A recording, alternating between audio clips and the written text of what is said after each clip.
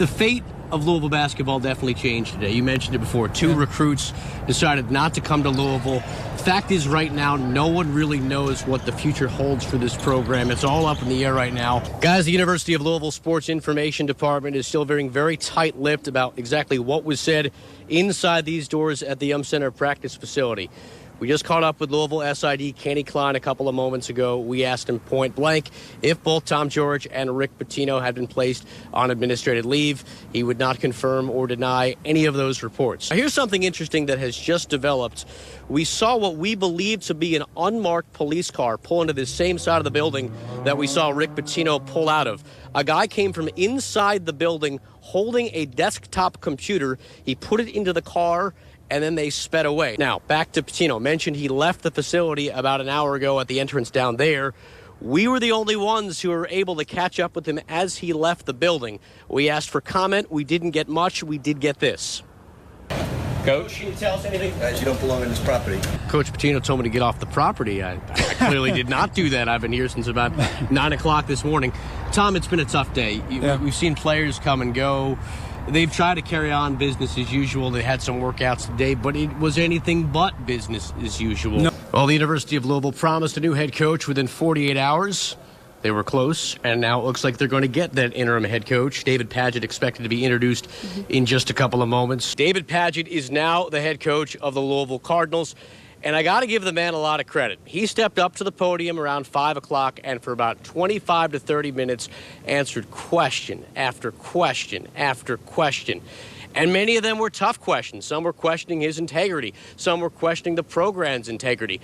And Padgett stood there and tried to answer them the best he could. We can tell you about an hour ago, Rick Pitino left the facility through a side entrance down there.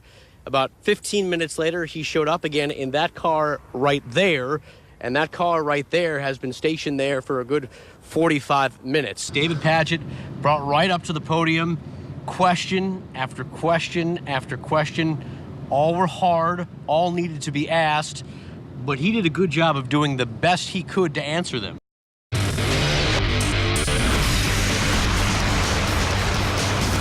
The Kentucky Wildcats continue to test the patience and blood pressure of head coach Mark Stoops. Now, yes, the team is off to a 4-1 start this year, but none of the wins have been particularly pretty, or for that matter, easy.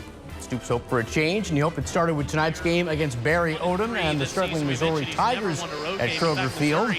First quarter, the UK defense establishing dominance. Check out Josh Allen here, in for the hit on Drew Lock. The ball pops loose. Cats have it, and they would capitalize. Ensuing Kentucky drive. Steven Johnson going to hook up Blake Bone, 14-yard score. UK up 7-0. Second quarter, Wildcats up 13-0 after a couple field goals. Locke would get some revenge, connects with Jamon Moore for a 50-yard touchdown. Missouri back in the game, it's 13-7. Kentucky, though, would not back down. Later in the quarter, Benny Snell Jr. on a mission. Burst of speed, then avoids the late tackler there. 71-yard touchdown. Wildcats up 20-7. They led 20-14 at the break.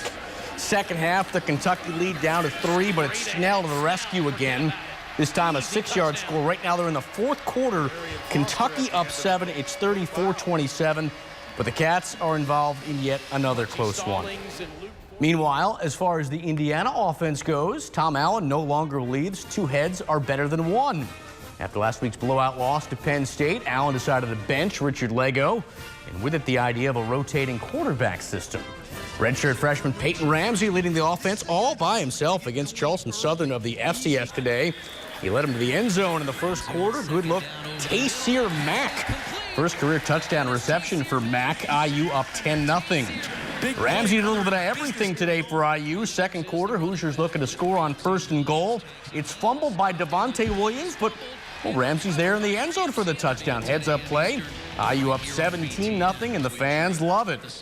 Later in the quarter, more from Ramsey. This time hooks up with Mack again, and Mack does the rest. 45-yard touchdown. Ramsey ended up going 32 of 41 with 321 yards, had 2 touchdowns, did have 1 interception, but it doesn't matter. Indiana wins big 27-0 the final. Ramsey happy to get that win in his first career start. I felt like I did good. And moving forward, things are going to get a lot tougher for IU. They got Michigan next week at Memorial Stadium. We're just getting started tonight on WDRB Sports. The Louisville football team lost 2 straight conference games. When we return, Bobby Petrino explains what his defense has to do to get back on track. Well, even though his team did not have a game today, something tells me Bobby Petrino did not do much resting. Louisville head coach still smarting from that bad loss to NC State Thursday. He knows there is a lot of work to be done. The big concern for him right now is his defense. The Wolfpack attack torched him for 520 yards, including 367 in the air. Petrino says in order to get back on track, his team has to get back to being fundamentally sound. You know, I didn't think we tackled well. I didn't think we did assignment football, which is something the previous 2 weeks we worked really hard on. And then we didn't, defend the pass. We can't give up that many yards passing and that many big plays. Usually football games come down to turnovers and big plays. And they had more big plays, and we turned the ball over on the last drive in the fourth quarter. Yeah, a lot of mistakes. Cards back to it a week from today against Boston College. Switch to horse racing. If you're part of a connection hoping to qualify for next month's Breeders' Cup, time is running out. Today in Keeneland, there were some big win and you're in races. Let's start with the Shadwell Turf Mile Stakes. This was a prep race for the Breeders' Cup Mile. 5-2 favorite Heart to Heart was looking to get his first Grade 1 win, but he was not looking out for Sejois. Check him out down the stretch. The jockey in red there coming in from the outside and coming hard past everybody. Not bad for his first start in the U.S. He'll have another at the Breeders' Cup Mile. Finally, I want to get back to football for a moment. Cool thing happened today at the Swamp. His fans paid a nice tribute to the late Tom Petty.